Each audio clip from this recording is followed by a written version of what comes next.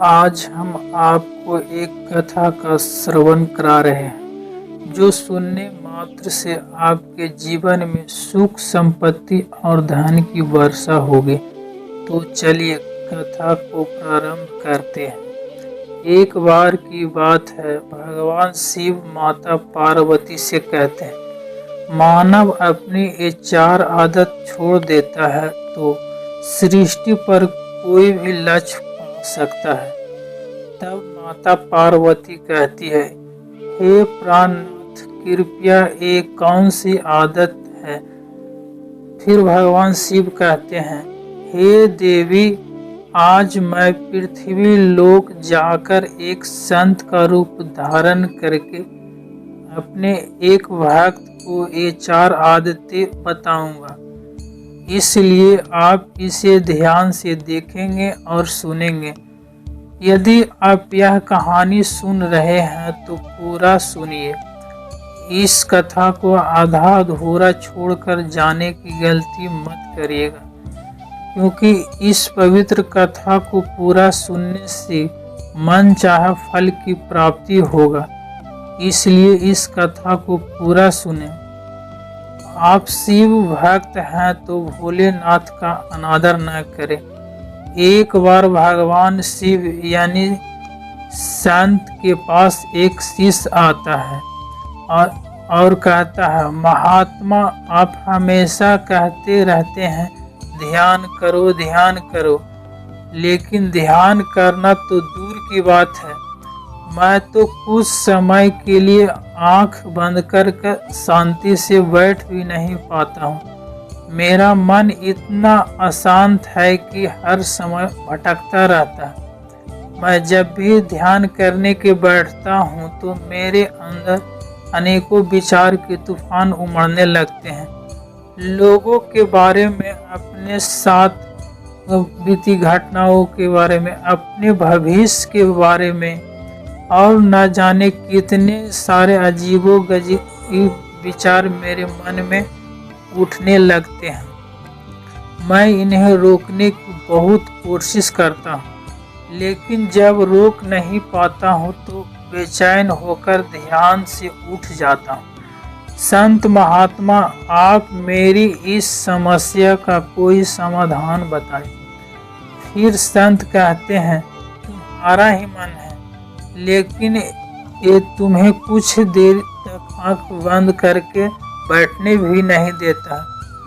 तुमने अपने मन को कितना आजाद कर रखा। शिष्य ने उस संत से कहा, मैंने बहुत कुछ सोचा, लेकिन मेरा समस्या का कोई समाधान नहीं नजर आ रहा है। इसीलिए मैं आपके शरण में आया हूँ। आप ही कोई रास्ता बताइए।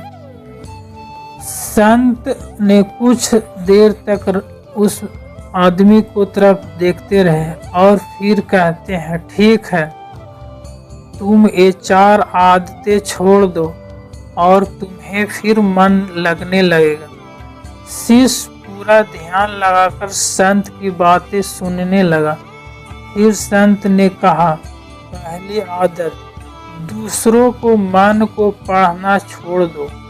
तुम हो या तुम्हारे जैसा ज़्यादातर लोग यही गलती करते हैं। वो दूसरों की मन की बातों को पढ़ने का प्रयास करते हैं कि सामने वाला मेरे बारे में ऐसा सोच रहा है, और यही एक आदत तुम्हारी अशांत करने का, परेशान करने का कारण है। हम लोग दूसरे की मन की बातें को गलत और नकारात्मक तरीके से पढ़ते हैं। जैसा कि लोग अक्सर समझते हैं कि दूसरों की उनकी तरक्की से जलते हैं, उसे नीचा दिखाना चाहते हैं, उसे पसंद नहीं करते, उसकी मदद नहीं करना चाहते, और ऐसे ही न जाने कितनी सारी नकारात्मक बातें ये लोग दूसरों के प्रति अपने अंदर बैठा लेते हैं। फिर उनके बारे में ही सोचते रहते हैं। फिर उन व्यक्ति से बदला लेने की तरीके सोचते रहते हैं। उन्हें नीचा दिखाने के मौका ढूंढते रहते हैं और दूसरों के प्रति यही नकारात्मक सोच अशांत और दुखी करता है। फिर ये लोग अशांत महसूस करते हैं, इसीलिए दूसरों को क्या सोच रहा है इसका अनुमान लगाना बंद करो। दूसरों के लोगों के विचारों को पढ़ने की कोशिश बंद करो। अगर पढ़ना ही है तो खुद की मन को पढ़ो कि तुम्हारे अंदर क्या चल रहा है। कहीं तुम नकारात्मक सोच, शिकायत या बुराई करने जैसे आदत के शिकार तो नहीं हो रहे हो। फिर संत ने कहा, दूसरी आदत ये सोचना कि अगर असफल हो गया हूं तो लोग हंसेंगे। हंसने दो लोगों को असफलता पर। हंसना तो लोगों का काम है, क्योंकि अगर सफल हो जाओगे यही लोग हैं जो तुम्हारी तारीफ करते हैं, तुम्हें सम्मान देते हैं, तुम्हें पर गर्व करते हैं। अगर तुम अपनी सफलता होने पर दूसरों की तारीफ का उम्मीद करती हो तो अपनी असफलता पर उनके हंसने पर दुखी नहीं होना चाहिए। और हमारी समस्या यही है कि हम लोग असफलता को बुरा मानते हैं, जबकि असफल होना सफल होने से ज़्यादा जरूरी है, क्योंकि बिना मिले सफलता नहीं मिलता है। दूसरों को छोटा समझने का गलती करता है, जबकि असफलता अपना विनम्र बनाना सिखाता है, धैर्य रखना और लगातार प्रयास करना सिखाता है। इसीलिए असफलता को बुरा मत समझना चाहिए। अगर तुम्हारे मन में असफलता का विचार आता है तो इसका अर्थ है कि तुम अपना लक्ष्य पर अपनी क्षमता से छोटा बनाया है। अगर लोग तुम पर हंस नहीं रहे हैं, तुम्हें ताने नहीं मार रहे हैं, तुम्हारी बुराई नहीं कर रहे, तो तुम अंदर से मरे हुए हो। तो अपने कर्मों से बाहर जाओ, कुछ नया करने का प्रयास नहीं कर रहे हो। असफल भी वही होता है जो कुछ नया करने का प्रयास करता है। और एक बात हमेशा याद रखना, अगर तुम्हारे अंदर असफल होने का साहस नहीं है तो तुम कभी वह बड़ा लक्ष्य नहीं प्राप्त कर सकते हो जो तुम करना चाहते हो। इसीलिए असफल होने पर लोगों को हंसने पर डरो नहीं।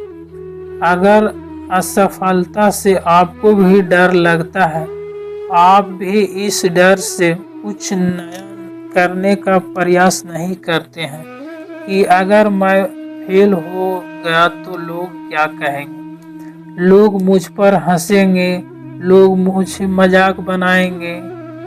तो लोग आपको इस डर को खत्म करना है तो डर को खत्म करो। फिर संत ने आगे कहा, तीसरी आदत, समय को काटना छोड़ दो। लोगों को लगता है कि वो समय को काट रहे हैं, लेकिन असल में समय हर पल उसे काट रहा है। लोगों के द्वारा समय को व्यर्थ के कामों में बर्बाद करना एक ही कारण है। उन्हें लगता है कि उनके पास बहुत समय है, जबकि सच्चाई यह नहीं है, क्योंकि उनसे पहले वाले लोगों को भी यही लगता था, उनके पास बहुत समय है, लेकिन उन्हें पता नहीं चल पाया कि कब समय बीत गया और उनका बुलावा आ गया। और जब तक उन्हें अपनी गलती का एहसास हुआ, तब तक समय उनके हाथों से निकल चुका। बस पश्चाताप रह जाता है कि सारा जीवन व्यर्थ के कामों में बर्बाद किया और फिर वो चले गए, इस दुनिया से भी चले गए बिना जीवन के सच्चाई जाने हुए। इसीलिए जब तक ये जीवन है इसे सार्थक कामों में लगाएं, खुद को जानने में, दूसरों की मदद करने में, लोगों को सही राह दिखाने में, मानवता के कल्याण के लिए। और समय को बर्बाद करने से आज तक किसी को खुशी नहीं मिला है। हालांकि समय काटने से तुम्हें क्षणिक खुशी तो महसूस हो सकता है, लेकिन तुम्हें जब होश आता है और तुम देखते हो कि तुम कितना सारा समय बर्बाद कर चुके हो, तब तुम्हें खुद पर क्रोध आएगा और तुम पश्चाताप, आत्मग्लानि के भाव से भर जाते हो। और फिर यही आत्मग्लानि और पश्चाताप का भाव तुम्हारे अंदर तनाव का भाव पैदा करता है और तुम अशांत हो जाते हो और लगातार अपनी उस गलती के बारे में सोचते हो। फिर तुम्हारा किसी भी काम में मन नहीं लगता और तुम उदास रहने लगते हैं और यही चक्र लगातार चलता रहता है।